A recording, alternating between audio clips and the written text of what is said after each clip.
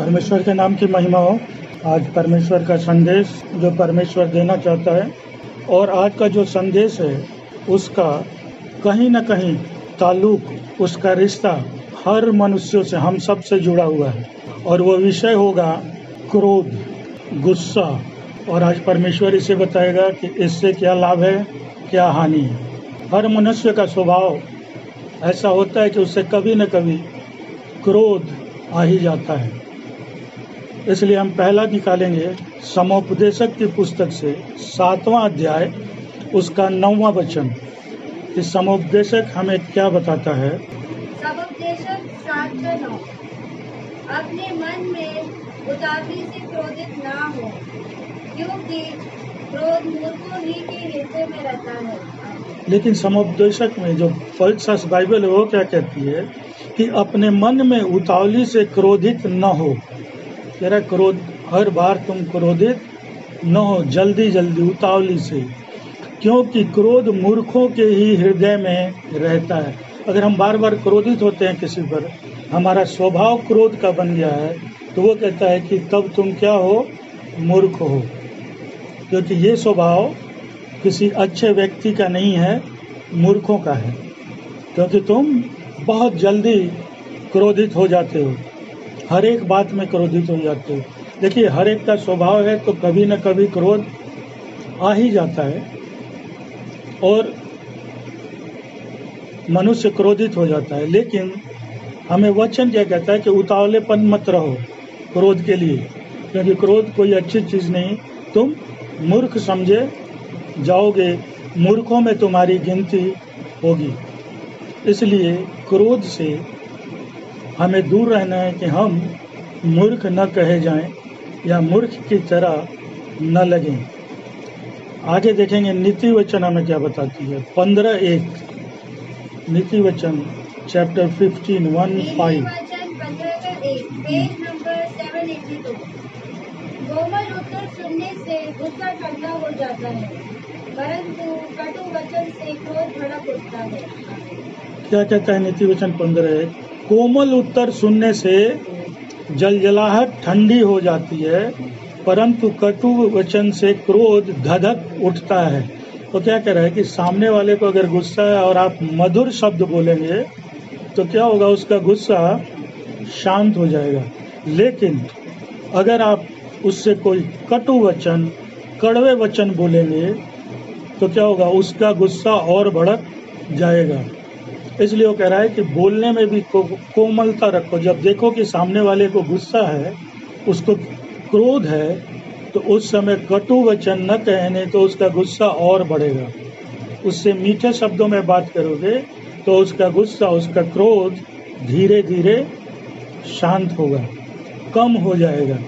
लेकिन हम क्या करते हैं, हम और कटु वचन बोल देते हैं और कड़वे वचन बोल देते हैं, जिससे उसका गुस्सा और बढ़ जाता है। जबकि वचन कहता है कि तब उससे तुम उसका गुस्सा शांत करो। और शांत करने का तरीका क्या हो रहा है, कह रहे कोमल वचन, कोमल उत्तर दो। वो गुस्से में आपसे बोल रहा है, लेकिन आप जो जवाब दो वो कोमल हो, तो उसका गुस्सा नीचे आएगा। लेकिन ऐसा होता नहीं है। कोई क्रोध में बोले तो हम क्या करते हैं, उससे ज़्यादा क्रोधित होकर जवाब देते हैं।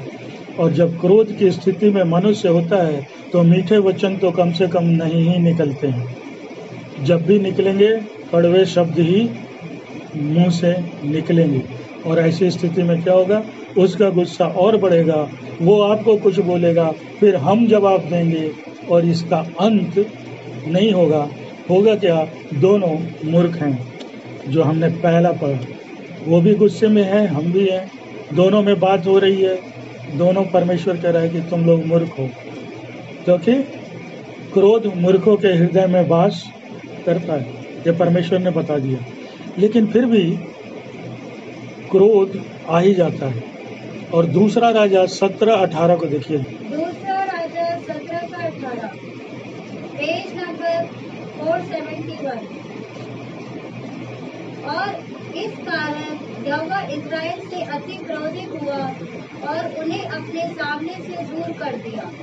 यहूदा का गोत्र छोड़ और कोई बचा न रहा। दूसरा राजा 17-18 क्या कहता है कि इस कारण यहोवा इज़राइल से अति क्रोधित हुआ और उन्हें अपने सामने से दूर कर दिया। यहूदा का गोत्र छोड़ और कोई बचा न रहा। यह तब की घटना है, आप इसको ऊपर पढ़ेंगे तो, कि जब परमेश्वर के लोग क्या करते हैं, जादू टोने, मूर्ति पूजा, इन सब में जब फंस जाते हैं, तब यहोवा इज़राइल से क्रोधित हो जाता है। इसका मतलब परमेश्वर को भी क्रोध होता था। यीशु को भी क्रोध आया था, आपने पढ़ा है। मूसा को क्रोध आया था जब वो परमेश्वर उसे सारी चीजें बता रहा है, 10 आज्ञाएं दे रहा है, और वो नीचे आके देखता है कि उसके लोग जो थोड़ी देर पहले क्या बोले थे कि परमेश्वर जो कहेगा हम करेंगे, और जब वो नीचे उतरता है पहाड़ से तो क्या देखता है कि लोग सोने का बछड़ा बनाकर उसके चारों तरफ डांस कर रहे हैं, नाच रहे हैं। वो क्रोधित होता है और उसने क्या किया, जिस पर 10 आज्ञाएं लिखी थी उन पटरी को तोड़ देता है। मूसा को भी गुस्सा आया था, लेकिन क्रोध आने का कोई न कोई कारण जरूर होता है। क्रोध के पीछे कारण होता है। यहाँ परमेश्वर भी क्रोधित हुआ, लेकिन उसका कारण था। इसलिए मनुष्य को भी जब भी गुस्सा आएगा उसका कोई न कोई कारण जरूर होगा। हमें वो देखना है कारण क्या हो गया कि मुझे गुस्सा आ गया, ऐसा क्या उसने कहा। और हो जाता है कभी, ये मनुष्य का स्वभाव है। आपको कभी न कभी 6 महीने साल भर में एक बार क्रोध आ ही जाएगा, गुस्सा आ ही जाएगा, आप थोड़ा बोल देंगे। उदाहरण के लिए मैं बोल रहा हूँ, जैसे मेरे ही सोसाइटी का किस्सा है, दूसरी जगह कहाँ जाऊँ। लोग सुबह तैयार होकर 7 साढ़े 7 में अपने ऑफिस के लिए लंच बॉक्स लेके अपना लैपटॉप लेके जाते थे, मैं भी जाता था। ऊपर 6 फ्लोर पर एक मैडम रहती थी, वो उसी समय फूल में अपने गमले में पानी देती थी, और वो पाइप से ऐसे डालती थी कि ऊपर से पानी सारा जो नीचे जा रहे हैं उनके कपड़े गीले हो जाते थे। तो कोई भी ऑफिस जा रहा है उसको गुस्सा तो आ ही जाएगा। वो तैयार होके जा रहा है, निकल रहा है, ऊपर से आपने पानी ऐसे डाला कि उसके कपड़े खराब हो गए, तो वो बोल ही देता था कोई अंधे हैं क्या, दिखाई नहीं दे रहा। ये गुस्सा का रिएक्शन है, क्योंकि उसका कारण था। गलत वो है, लेकिन गुस्सा आया। पास्टर जॉर्ज मान लो मुझे ही समझा रहे हो, मैं चोरी करता हूँ, झूठ बोलता हूँ, आ रहा हूँ 2 साल से, ये समझाए जा रहे हैं, समझाए। एक दिन इनको भी आएगा, कहेंगे तुमको इतने दिन से समझा रहा हूँ, समझ में नहीं आता। लेकिन ये गुस्सा मेरे भलाई के लिए है। कभी कभी व्यक्ति, माँ बाप गुस्सा हो जाते हैं, बच्चा खाना नहीं खाता, आप जोर से बोल देते हैं क्यों नहीं खाना खा रहे। तो ये आपका प्रेम है कि बच्चा बहुत देर से भूखा हुआ है, लेकिन आपको थोड़ा क्रोध, थोड़ा गुस्सा आ गया कि तब से समझा रहा हूँ, 2 घंटे हो गए, खाना टेबल पे रखा हुआ है, बच्चा खा नहीं रहा। तो उसका एक कारण होता है, उस कारण से अगर हम बच जाएं, लेकिन ऐसा होता नहीं है। क्योंकि मैंने जैसे पहले कहा, मनुष्य का स्वभाव है, परमेश्वर को भी गुस्सा आ जाता है। लेकिन वो क्या, वो जब देखा कि इसके लोग गलत कर रहे हैं, उसके गुस्से का कारण क्या था कि लोग फिर से भटक रहे हैं। मैंने इन्हें इतना समझाया है। यीशु ने जब देखा कि प्रार्थना घर उसके आसपास को बाजार बना के रखा है, उसको गुस्सा आ गया कि जहाँ पर परमेश्वर की आराधना वो होनी थी, वहाँ पर इन्होंने बाजार बना रखा है, उसे मंडी बना रखा है। मूसा को गुस्सा क्यों आया? अभी थोड़ी देर पहले लोग कहते कि परमेश्वर तेरे से जो कहेगा हम उसे जरूर करेंगे, और थोड़ी देर भी नहीं हुई वो अपनी बात से पलट गए, तो मूसा को गुस्सा आ गया। उसी तरह हमें भी गुस्सा आ जाता है कभी कभी, लेकिन बाइबल बताती है कि बेहतर है कि गुस्सा ना आए। और उसके लिए क्या तरीका बताया उसने? नीति वचन 19:11। नीति वचन 19:11, पेज नंबर 788। जो मनुष्य बुद्धि से चलता है वह विलम्ब से क्रोध करता है, और अपराध को भुलाना उसको शोभा देता है। क्या कह रहा है? जो मनुष्य बुद्धि से चलता है वह विलम्ब से क्रोध करता है। जो मनुष्य बुद्धि का इस्तेमाल करेगा, मूर्खों वाला नहीं, क्या कह रहा है, उसे विलम्ब से क्रोध आएगा। वो जल्दी उतावलेपन में गुस्सा नहीं होगा, हर बात पे गुस्सा नहीं होगा। हो सकता है कभी आ जाए, क्योंकि लिखा है विलम्ब से, बहुत देर से, विलम्ब मतलब देर, उसको बाद में कभी साल में एक बार आ गया, 6 महीने में आ गया, वो अलग बात है। और क्या कहता है, और अपराध को भुलाना उसे शोभा देता है, क्योंकि वो क्या करता है, दूसरे के अपराध को छोड़ देता है। कुछ भी उसको कहा, बुरा भला जो भी कहा, वो उस पर ध्यान नहीं देता, इसलिए उसे गुस्सा नहीं आएगा। क्यों गुस्सा नहीं आएगा? क्योंकि वो बुद्धि का इस्तेमाल कर रहा है, वो बुद्धि पर चल रहा है। लेकिन जो मूर्ख हैं वो बहुत जल्द गुस्सा हो जाते हैं, उतावलेपन में होते हैं और उतावली से क्रोधित होते हैं, जिसकी मनाही बाइबल देती है। लेकिन साथ में ये भी समझाती है कि कभी कभी जीवन में ऐसे कारण हो जाते हैं, ऐसी स्थितियां बन जाती है कि किसी शांत मनुष्य को भी गुस्सा आ सकता है। उसके पीछे मैंने आपको बताया कारण होते हैं, बिना कारण के किसी को गुस्सा नहीं आता।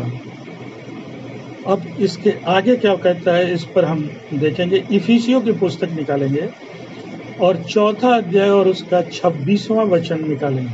इफिसियों 4:26, पेज नंबर 268। क्रोध तो करो पर पाप मत करो, सूर्य अस्त होने तक तुम्हारा क्रोध ना रहे। इफिसियों 4:26 कहता है, क्रोध तो करो पर पाप मत करो, सूर्य अस्त होने तक तुम्हारा क्रोध न रहे। अब जब ये वचन को ध्यान से आप देखेंगे तो क्या कहता है, क्रोध तो करो पर पाप मत करो। इसका मतलब है कि क्रोध कभी कभी पाप में भी बदल सकता है, क्रोध पाप में परिवर्तित हो सकता है। इसलिए परमेश्वर ने, ऊपर तो आपने क्रोध पे समझाया, उसने परमेश्वर को भी आया, मनुष्य को भी आ जाता है, लेकिन आगे क्या कहता है यहाँ पवित्र शास्त्र का वचन कि क्रोध तो करो पर पाप मत करो। क्योंकि जब परमेश्वर ऐसे कह रहा है, इसका मतलब कुछ क्रोध ऐसे भी हैं जो पाप में बदल सकते हैं, हमें उस पर ध्यान रखना है। और उसके लिए परमेश्वर आगे का वचन जो उसी का कंटिन्यूअस में है, वो क्या कहता है कि सूर्य अस्त होने तक तुम्हारा क्रोध नहीं। अगर आपको गुस्सा आ गया किसी बात पर, किसी पे, कह रहा है सूरज डूबने से पहले पहले वो गुस्सा शांत हो जाना चाहिए। इसमें कहा है सूर्य अस्त होने तक, यहाँ समय बताया गया है, ये नहीं कि कल परसों शांत कर लेंगे। वो कह रहे नहीं, आप गुस्सा हुए 11-12 बजे, लेकिन सूर्य अस्त होने तक आपका गुस्सा शांत हो जाना चाहिए। और शांत कैसे होगा? आप क्षमा मांग लें, चलो मुझे गुस्सा आ गया, उससे क्या होगा, आपका मन हल्का हो जाएगा, चलो हमने मांग ली। लेकिन अगर सूर्य अस्त होने तक गुस्सा रहा, आप उस गुस्से के साथ सो गए, तो आपका गुस्सा अपराध भर और सोचते रहेंगे, सोचते रहेंगे, सोचते रहेंगे कि उससे बदला कैसे लूं। ये दोनों तरफ है, जो क्रोधित हुआ वो भी सोचेगा कि और उसने ऐसे बोला, जिसको बोलेंगे वो भी सोचेगा अच्छा उसने मुझे ऐसे बोला, दोनों के मन में अब बदले की भावना ले लेगी। इसीलिए वचन कहता है सूर्य अस्त होने से पहले शांत हो जाओ, क्योंकि अगर उसके साथ सो गए तो वो क्रोध पाप में बदल सकता है और तब आप पाप कर बैठोगे। इसलिए परमेश्वर ने क्या कहा, और पाप जब कर दीजिएगा तो क्या होगा, उसका आगे वाला वचन 27वां पढ़ो। और न शैतान को अवसर दो। क्या कहता है, और न शैतान को अवसर दो। इफिसियों 4:26 हमने पढ़ा, उसका 27वां पढ़ा, उसमें लिखता है और न शैतान को अवसर दो। क्योंकि अगर आप गुस्से के साथ शांत हुए बिना, सूर्य अस्त होने के बाद भी मन में क्रोध को दबा के रख लिया, तो शैतान को आप अवसर देंगे, क्योंकि शैतान बहुत चालाक होता है। करे वो तुरंत आके आपको क्या कहेगा, तेरे परमेश्वर ने कहा था सूर्य अस्त होने से पहले शांत हो जा, गुस्से को शांत कर लो। लेकिन तूने तो अपने परमेश्वर के वचन नहीं मानी, उसकी आज्ञा नहीं मानी, अब जो मैं कहता हूं वो करो। आपने शैतान को अवसर दे दिया। और अब वो आपको बदले लेने के 50 उपाय बताएगा। नहीं, उसने तुम्हारी बेइज्जती की है, ऐसे कैसे हो गया, तो आप शैतान को अवसर दे दोगे। इसलिए परमेश्वर ने कहा क्रोध तो करो, पाप न करो, क्योंकि क्रोध पाप में बदल सकता है। पहली चीज परमेश्वर ने समझाई।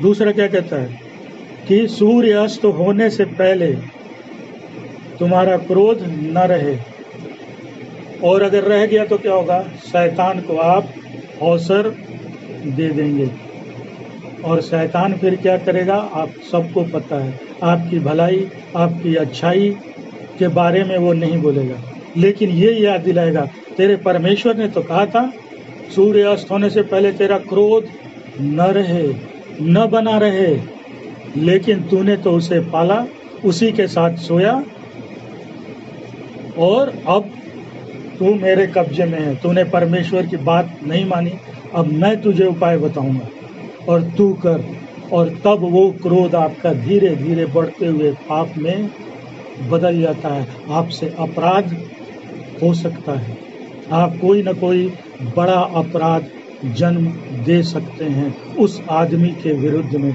इसलिए परमेश्वर की चेतावनियों को हल्के में न लिया करें। जब उसने कह दिया सूर्य अस्त होने से पहले, तो हर एक विश्वासी का यह फर्ज बनता है कि अगर उसे आ भी गया, जैसे मैंने पहले बताया, आ भी जाएगा, मनुष्य का स्वभाव है, लेकिन वो गुस्सा सूर्य अस्त होने से पहले पहले खत्म होना चाहिए। चाहे आप जिस तरह खत्म करें, उससे माफी मांगे जिसको आपने बुरा भला कहा, ठीक है, गुस्से में बोल गया, स्थिति ऐसी थी, उसका भी मन शांत हो जाएगा, आपका भी मन शांत हो जाएगा। क्योंकि अगर आप गुस्से के साथ सोए, क्रोध के साथ सोए, एक चीज आप बताइए मुझे, सबसे अच्छी फसल कहाँ, किस जमीन पर उगती है? सबसे ज्यादा फसल, सबसे अच्छी फसल होती है आपके हृदय में। यहाँ नफरत भी बहुत तेजी से फैलता है, प्रेम भी बड़ी जल्दी पनपता है। इसलिए सबसे अच्छी फसल जो है वो आपके हृदय में होगी। इसीलिए अगर आप रात को सो गए ना उस क्रोध का बीज लेके, तो सुबह होते होते वो सैकड़ों फल लेकर आएगी। जिस तरह यीशु कहते हैं ना, जो बीज अच्छी भूमि में गिरे वो 60 गुना 100 गुना फल लाए, उसी तरह अगर आप क्रोध के बीज को लेके सो गए ना, सूर्यास्त होने से पहले खत्म नहीं किया, सुबह होते होते 60 गुना 1000 गुना नफरत की, क्रोध की बीजें, अपराध की युक्तियां, क्योंकि शैतान रात भर में उसे बढ़ा चढ़ाकर और समझाकर आपको, सुबह उठिएगा तो कहाँ गुस्सा शांत होना, कहाँ आपके दिमाग में, हृदय में 50 ऐसे उपाय चलेंगे कि कैसे बदला लूं। इसलिए मैंने कहा नफरत भी हृदय में बड़ी तेजी से फैलती है, ध्यान रखिएगा। अगर हृदय में किसी के प्रति नफरत है, आपने शांत नहीं किया, वो बहुत तेजी से फल लाएगी। और प्रेम भी उसी तरह होता है, किसी के प्रति प्रेम भी होता है, उसकी फसल भी बढ़ती है। तो बेहतर है कि प्रेम की फसल को हम 60 गुना 100 गुना 200 गुना करें, लेकिन नफरत को वहीं दबा दें। क्योंकि अगर नहीं किया सूर्यास्त होने से पहले, तो सुबह होते होते आप समझ लो कि निश्चित पाप करोगे, आज नहीं कल, कल नहीं परसों। क्योंकि शैतान फिर आपको छोड़ेगा नहीं। क्यों नहीं छोड़ेगा? क्योंकि हमने परमेश्वर की आज्ञा का पालन नहीं किया। परमेश्वर ने समझाया था क्रोध तो करो, पाप न करो। इसका मतलब ये भी नहीं है कि परमेश्वर ने आपको लाइसेंस दे दिया, परमिट दे दी क्रोध होने का। ये भी मत समझिएगा कि अच्छा मैं तो क्रोध करूंगा, पाप नहीं करूंगा, सूर्यास्त होते होते माफी मांग लूंगा, लेकिन उस पर गुस्सा करूंगा। इसकी भी इजाजत परमेश्वर नहीं दे रहा। इसे गलत न समझे कि परमेश्वर कह रहा है कि क्रोध करो, पाप न करो, मैं लोगों को डांटता फिरता रहूंगा, शाम होने के बाद माफी मांगता चलूंगा। इसकी भी इजाजत नहीं देता परमेश्वर। ये लाइसेंस नहीं है, ये परमिट नहीं है। ऑल इंडिया परमिट दिया आपको नहीं। क्या कहता है वो भी पढ़ लीजिए। याकूब 1:20, याकूब 1:20, पेज नंबर 318, सुनना और करना। क्योंकि मनुष्य का क्रोध परमेश्वर के धर्म का निर्वाह नहीं कर सकता। याकूब 1:20 साफ साफ कहता है, क्योंकि मनुष्य का क्रोध परमेश्वर के धर्म का निर्वाह नहीं कर सकता। अगर आप क्रोधित व्यक्ति हैं, आपके अंदर क्रोध है, तो आप परमेश्वर के धर्म का निर्वाह नहीं कर पाएंगे, उसकी जिम्मेदारियों को पूरा, धर्म की जिम्मेदारियों को पूरा नहीं कर पाएंगे। इसलिए इसका ये मतलब मत समझिए। मैंने बताया इसके पीछे कारण हो सकते हैं, जैसे मैंने कुछ उदाहरण दिए। परमेश्वर को क्रोध क्यों आया, उसके पीछे भी कारण था। यीशु को क्यों आया, उसके भी कारण था। वो भलाई के लिए था। मूसा को क्रोध आया, उसके लिए भी था। मैंने कुछ और उदाहरण दिए, उसके पीछे भी भलाई। लेकिन परमेश्वर ने कहा क्रोध तो करो, पाप न करो। इसका मतलब ये नहीं है, क्योंकि उसके बाद कहता है कि क्रोध, मनुष्य का क्रोध जो है क्या, परमेश्वर के धर्म का निर्वाह नहीं कर सकते। आप फिर धर्मी हैं ये मत कहना अगर आपको बात बात पर गुस्सा आता है। ये बहाना नहीं चलेगा कि परमेश्वर ने स्वयं कहा था क्रोध करो, पाप मत करो। मैं पाप नहीं कर रहा, मैं तो बस उसको डांट रहा हूँ, उसको गुस्सा दिखा रहा हूँ। क्योंकि जब जब आप क्रोधित होंगे, धर्म से आप पीछे हटेंगे। इसका मतलब लोग इस वचन को ऐसे ही ले लेते हैं कि परमेश्वर ने कहा था क्रोध करो तो क्या हो गया, क्रोध किया, कोई पाप तो नहीं किया मैंने। जी, आपसे अनजाने में आप धर्म से पीछे हट गए परमेश्वर के, क्योंकि उसने बोल दिया कि तुम निर्वाह ही नहीं कर सकते। निर्वाह करना मतलब उसे निभाना। परमेश्वर के धर्म को तुम कहाँ निभा पा रहे हो, क्योंकि तुम तो उतावलीपन में हो, बात बात पे गुस्सा कर रहे हो, मूर्खों ऐसी हरकत कर रहे हो। तो मैंने बोला था धीरज रखो, मधुर शब्द बोलो कि उसका गुस्सा शांत हो। तुम उल्टा काम कर रहे हो और फिर कह रहे हो कि मैं परमेश्वर के धर्म का पालन करता हूँ, उसका निर्वाह करता हूँ। नहीं, इसे लाइसेंस, इस वचन को लाइसेंस मत समझिएगा कि परमेश्वर ने कहा था जी क्रोध करो पर पाप मत करो। परमेश्वर कहता है बेहतर है कि क्रोध न हो, लेकिन मनुष्य का स्वभाव जैसा मैंने कहा क्रोध हो जाता है।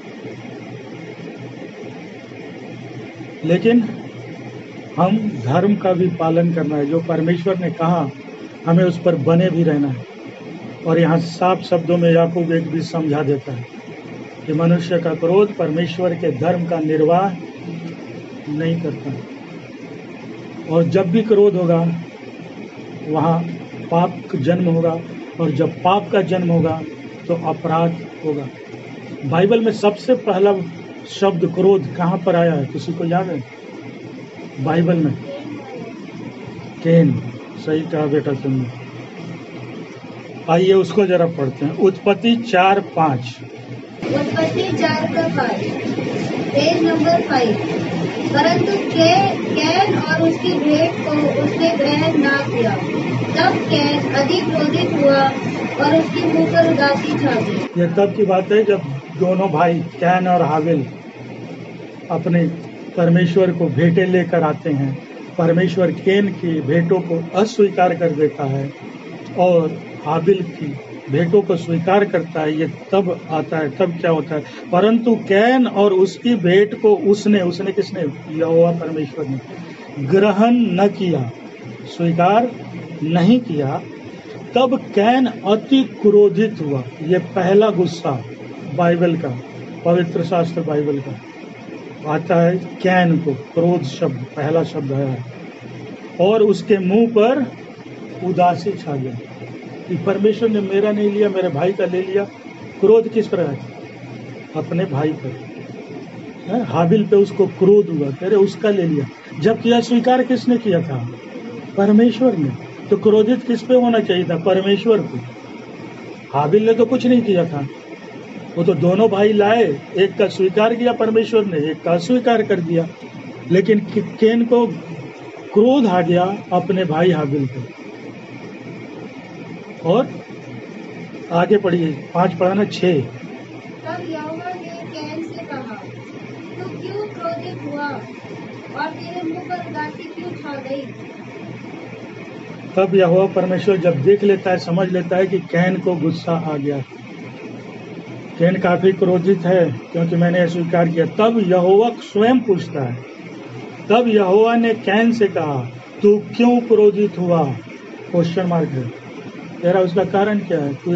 तेरी उदासी क्यों आ गई मुंह पे? क्यों क्रोध हुआ तुझे? क्यों गुस्सा आया? और तेरे मुंह पर उदासी क्यों है?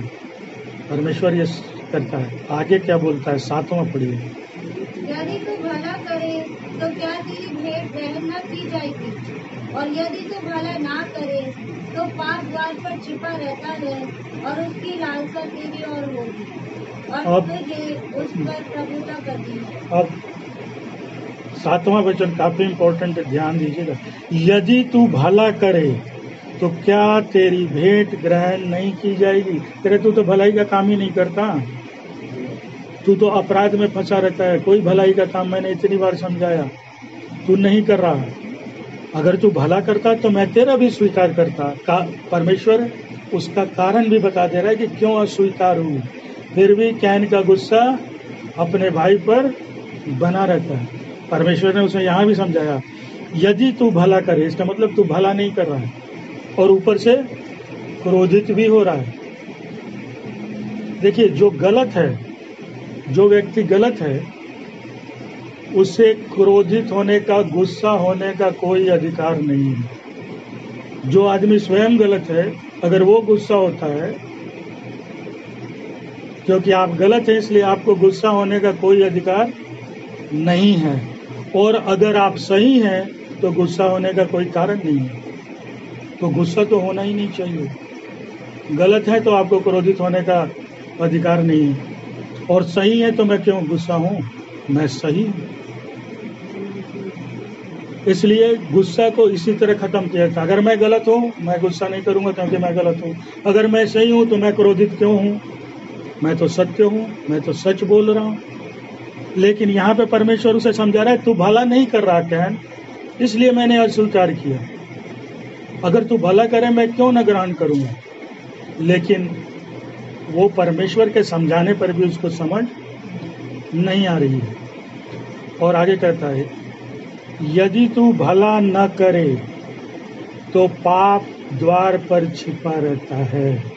परमेश्वर कहता है, अगर तू क्रोध हुआ और भला नहीं कर रहा, उस पर से क्रोधित है, तो पाप तेरे द्वार पर ही खड़ा है। वही परमेश्वर ने ऊपर कहा था, आपने जो वचन पढ़ा, क्रोध तो करो, पाप मत करो। इसको भी समझा रहा है, तेरे द्वार पर ही पाप है तू, अगर तेरा क्रोध नहीं शांत हुआ। और परमेश्वर इसीलिए उसे समझा रहा है, क्यों तू उदास है, क्यों क्रोधित है? तू भला कर, मैं तेरा ग्रहण करूंगा। कैन को क्या करना चाहिए था? परमेश्वर की बात मान के आगे से भलाई के काम करने चाहिए थे, तब परमेश्वर उसका ग्रहण करता। लेकिन नहीं, परमेश्वर फिर समझा रहा है कि देख, तेरा गुस्सा शांत नहीं हो रहा तो पाप तेरे द्वार पर है और उसकी लालसा तेरी और होगी। और क्या होगा? वो पाप तेरे मन में बढ़ता जाएगा। जैसे मैंने कहा, नफरत की बीज, पाप की बीज, क्रोध की, नफरत की बीज बड़ी तेजी से फैलती है। परमेश्वर भी वही समझा रहा है, और उसकी लालसा होगी और तू उस पर प्रभुता करेगा। परमेश्वर ने क्या कहा था? हमें क्या बोला? जो पहले वचन आपने देखा कि क्रोध पर हमें प्रभुता करना है। लेकिन कैन को समझा रहा है कि अगर तेरा क्रोध शांत नहीं हुआ तो तेरे पाप की लालसा बढ़ेगी और वो तुझ पर प्रभुता करेगा। पाप तुझ पर प्रभुता करने लगेगा क्योंकि शैतान वहीं पर है। लेकिन होना क्या चाहिए था? मुझे अपने क्रोध पर, अपने नफरत पर, अपने गुस्से पर प्रभुता करनी चाहिए कि मैं तुझे आने नहीं दूंगा। और परमेश्वर समझा रहा है, कैन अगर तू शांत नहीं हुआ तो पाप तेरे द्वार पर है, तेरी लालसा और बढ़ेगी और वह तुझ पर प्रभुता करने लगेगा पाप, और तू फिर खतरे में पड़ सकता है। तुझसे बड़े बड़े अपराध हो सकते हैं। और उसका नतीजा क्या हुआ? 4:8 को पढ़िए। तब कैन ने अपने भाई हाबिल से कुछ कहा, और जब वे मैदान में थे तब कैन ने अपने भाई हाबिल पर चढ़ के उसे घात किया। क्या किया उसने? अपने भाई की हत्या कर दी। ये पहली हत्या थी बाइबल की। अगर आप बाइबल पढ़िएगा, पहला पाप कब हुआ? जब आदम हवा ने परमेश्वर की आज्ञा को न मानकर उस वृक्ष का फल खा लिया। पहला क्रोध कैन को आया। बाइबल का पहला क्रोध था वो। पहला पाप आदम हुआ, दूसरा उसका पुत्र कैन, और पहली हत्या भी इसी उत्पत्ति की पुस्तक में ही शुरुआत हो गई। जबकि परमेश्वर ने सृष्टि को बनाकर आदम हवा को जब निकाला, उसे आशीष दिया, जाओ पृथ्वी पर फैल जाओ, यहाँ की हर चीजों पर प्रभुता करो, खाओ पियो, मैंने इतने फल फ्रूट पक्षी मछलियां सब बनाई हैं। लेकिन यहाँ क्या हुआ? इसी में आगे बढ़ते हुए पहला पाप, पहला क्रोध, और क्रोध का नतीजा पहली हत्या हो गई। क्या कहता है उत्पत्ति 4:8? तब कैन ने अपने भाई हाबिल से कुछ कहा, और जब वे मैदान में थे तब कैन ने अपने भाई हाबिल पर चढ़कर उसे घात किया, उसे मार डाला। आजकल आप जो देख रहे हैं, जितने अपराध हो रहे हैं, इसके पीछे गुस्सा ही है। लोगों की हत्या हो रही है, बाप को मार दे रहा है, बेटा बेटे, सब के पीछे गुस्सा, किडनैपिंग हो रही है, इन सब के पीछे है क्रोध। एक क्रोध पर अगर प्रभुता कर ले मनुष्य, जो हमारा परमेश्वर कम से कम बताता है कि अब क्रोध को और पाप को अपने ऊपर प्रभुता न करने दे, बल्कि तू उस पर प्रभुता कर। लेकिन हम नहीं कर रहे, और यही कारण है कि आप टीवी खोलिए, न्यूज़पेपर पढ़िए, उसमें अपराध के 4, 5, 10 किस्से जरूर होंगे। इसने उसको मार दिया, उसने इसको मार दिया, इसने उसको किडनैप कर लिया। क्या है पीछे? क्रोध है।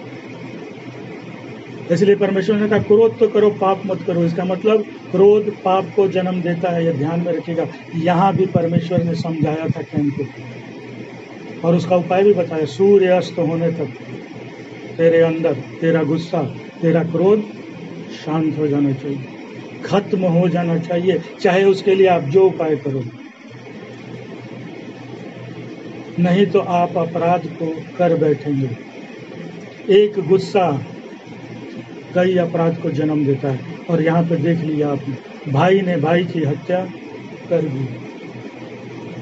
कारण क्या था? क्रोध। उसने रात भर रखा, सूर्य अस्त होने तक नहीं किया, जबकि परमेश्वर समझाता रहा, तू क्यों क्रोधित है, तू भलाई का काम कर, मैं गलहन कर लूंगा अगली बार तेरा भी। लेकिन परमेश्वर ने यहाँ तक कहा, देख पाप तेरे द्वार पर है और तेरी लालसा बढ़ती जाएगी। ये भी समझाया, एक बार अगर उसका बीज मन में आ गया ना, तो वो कम नहीं होता, बढ़ता रहता है, और बढ़ेगा, आप अपराध को जन्म दे दोगे। और ये बाइबल बताती है कि क्रोध का नतीजा क्या? पहली हत्या, पहला क्रोध के जन्म से हो गया। एक भाई ने भाई को मार डाला। कारण देखिए क्या था? क्रोध। क्रोध किस बात पर?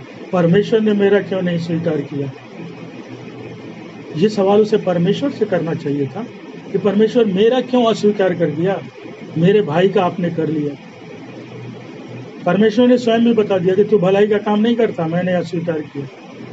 तो इसकी बजाय कि वो अपने भाई पर क्रोधित होता, भलाई के काम अगर शुरू कर देता, तो शायद ये हत्या नहीं हुई होती। इसे रोका जा सकता था। हर एक अपराध पाप को रोका जा सकता है, ऐसा नहीं है कि नहीं रोका जा सकता, कि ये तो होना ही था। बहुत लोग करके कहते हैं ये तो होना ही था। नहीं, क्योंकि गुस्से ने आप पर प्रभुता कर ली। अगर आप उस पर करते, ये नहीं होता, बिल्कुल नहीं होता। लेकिन हम करने के बाद बहाने ढूंढते हैं कि अब क्या करूं, क्या जवाब दूं। नहीं, उसने ऐसा कहा था तो ये तो होना ही नहीं। कम से कम पवित्र शास्त्र बाइबल अपने विश्वासियों को इसकी इजाजत नहीं देता। बाकी क्या करते हैं हमें नहीं पता, क्योंकि हम पवित्र शास्त्र बाइबल के वचनों को लेकर आ रहे हैं। इसलिए हमारा परमेश्वर कहता है क्रोध मत करो। मूर्ख हो गए, दंड के भी अधिकारी हो गए, लेकिन हम करते हैं। आइए आखिरी वचन पढ़ के मैं समाप्त करूं। याकूब 1:19। याकूब 1:19, पेज नंबर 318।